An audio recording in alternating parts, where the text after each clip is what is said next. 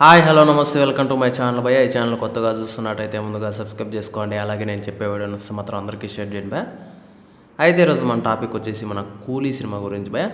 నిజానికి మన రజనీకాంత్ గారు భారీగా చేస్తున్న సినిమా అంటే ఇదే అని చెప్పేసి మన అందరికీ తెలిసిన విషయమే. అయితే జైలర్ 2 దీనికంటే భారీగా చేస్తానని అందరికీ తెలుసు భయ్య.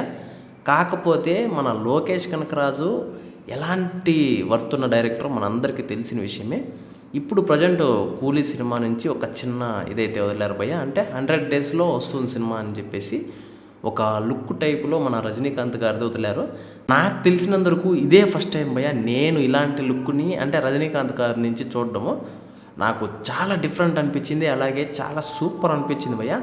ఈ వయసులో కూడా ఇలాంటి సినిమాలు ఎంచుకుంటున్నారు కదా, ఆయనకి సెల్యూట్ చేయొచ్చు అని చెప్పేసి అసలు కింద కామెంట్లు కూడా వేరే లెవెల్లో ఉన్నాయని చెప్పొచ్చు భయ్య. అయితే ఇదంతా పక్కన పెడితే మన అందరికీ తెలిసిన విషయమే భయ్య. ఇప్పుడు ప్రజెంట్ జైలర్ 2లో ఉన్నారు. అలాగే మన లోకేష్ కనకరాజ్ సినిమాలో కూడా ఇప్పుడు అయితే చేస్తున్నారు భయ్య. 2 సినిమాలు ఒకే టైంలో అయితే చేయడం అయితే జరుగుతుంది.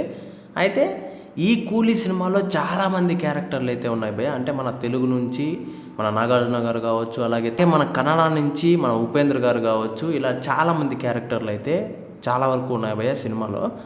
అలాగే ఈ సినిమా మనకు అంటే 1000 కోట్ల మార్క్ని దాటుతుంది అనడంలో ఎటువంటి డౌట్ లేదు భయ్య. ఆ రేంజ్లో అయితే ఈ సినిమా మీద హైప్ కూడా పుట్టిస్తున్నారని చెప్పొచ్చు. అయితే ఇప్పటివరకు మాట్లాడుకున్నాం భయ్య. నాకు తెలిసినంత వరకు రజనీకాంత్ గారి సినిమాల్లో బెస్ట్ సినిమాగా అయితే ఈ సినిమా నిలుస్తుందని చెప్పేసి కూడా నేనైతే అనుకుంటున్నాను భయ్య. మనందరికీ తెలిసిన విషయమే, అసలు లోకేష్ కనకరాజు గారు కార్తీక్ సినిమాతో మొదలుపెట్టి అసలు ఈ యూనివర్స్నే మనకు కొత్తగా చూపించడం అయితే జరిగింది.